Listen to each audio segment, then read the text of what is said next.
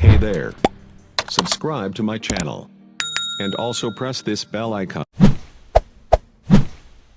ہمارے پاس جب لوگ آتے ہیں اور وہ داخل طریقت ہوتے ہیں تو ہم جو بنیادی چیزیں ان کو بتاتے ہیں تو ان میں سے ایک چیز یہ لازمی بتاتے ہیں کہ رزق پاک نہیں ہوگا تو باطن روشن نہیں ہوگا. یہ بنیادی بات ہے.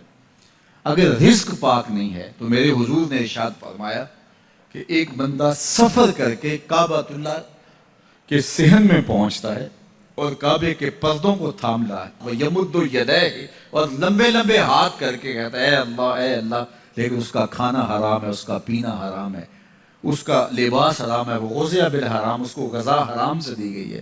میرے حضور نے فرمایا اس کی کوئی دعا قبول نہیں ہوگی.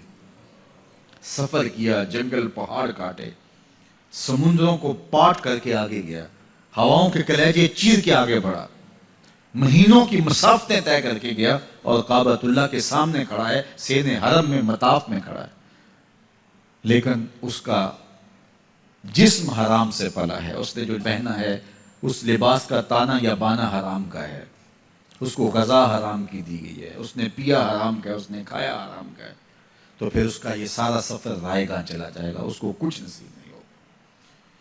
تو سب سے پہلی شرط اس عنوان سے عقل حلال ہے. اس کے بعد پھر صدق مقال ہے کہ آپ کی زبان جھوٹ نہ بولے. جب کوئی شخص جھوٹ بولتا ہے, روحانیات تو دور کی بات ہے, اللہ کے فرشتے اس سے 1 میل دور ہٹ جاتے ہیں. جب کوئی شخص جھوٹ بولتا ہے تو حدیث پاک میں آتا ہے اس کے منہ سے ایک خاص قسم کی بدبو نکلتی ہے.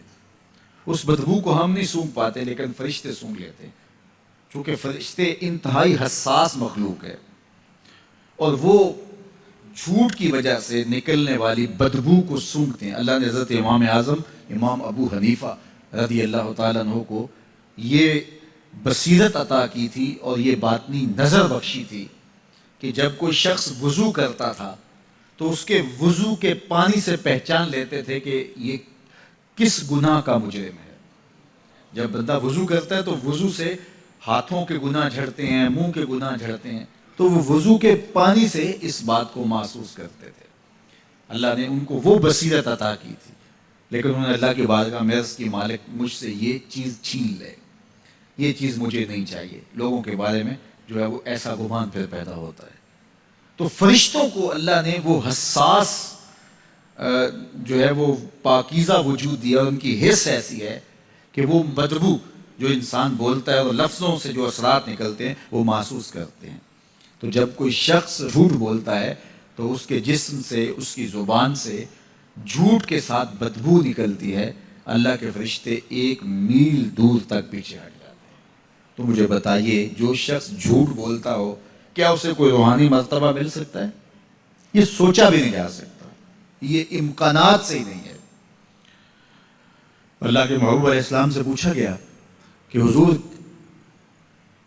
کوئی مسلمان کوئی مومن کیا بزدل ہو سکتا ہے؟ فرمایا وہ بہادر ہوتا ہے, لیکن ہو سکتا ہے کبھی اس سے بزدلی بھی سرزد ہو جائے. انسانی کمزوری ہے, کبھی انسان بہت طاقت میں ہوتا ہے اور کبھی انسان کمزور بھی پڑ جاتا ہے. فرمایا ہو سکتا ہے کبھی اس سے ہو بھی جائے. پھر پوچھا کہ بخل کر سکتا ہے؟ فرمایا نہیں, مومن سخی ہوتا ہے لیکن ہو سکتا ہے کبھی اس سے بخل بھی ہو جائے.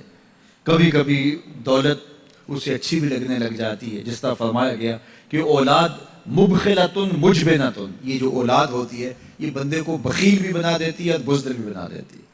جب اولاد نہیں ہوتی تو بندہ سخی بھی ہوتا ہے اور بندہ جو ہے وہ مشکل حالات میں بھی کود جاتا ہے, لیکن جب اولاد ہوتی ہے تو پھر مشکل حالات میں کودنے سے پہلے سوچتا ہے میرے بچے ہیں یتیم ہو جائیں گے. اس کو یہ خیال آتا ہے, پہلے وہ ایسے مال لٹاتا ہے لیکن اولاد ہو جائے تو پھر وہ اولاد کا سوچتا ہے کہ ان کے لیے کچھ میں جمع کر لوں. تو اولاد فرمایا میرے حضور نے کہ مبخلہ و مجبنہ, یہ بخیل بھی کر دیتی ہے اور یہ کمزور اور بزدل بھی بنا دیتی ہے.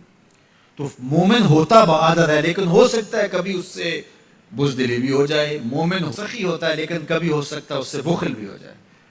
لیکن تیسرا سوال حضور سے پوچھا گیا کہ مومن جھوٹا ہو سکتا ہے؟ تو اس پہ 2 ٹوکا, نہیں جھوٹا نہیں ہو سکتا. یہ نہیں ہو سکتا کہ مومن ہو جھوٹا ہو, وہ سچ بولنے والا ہوگا.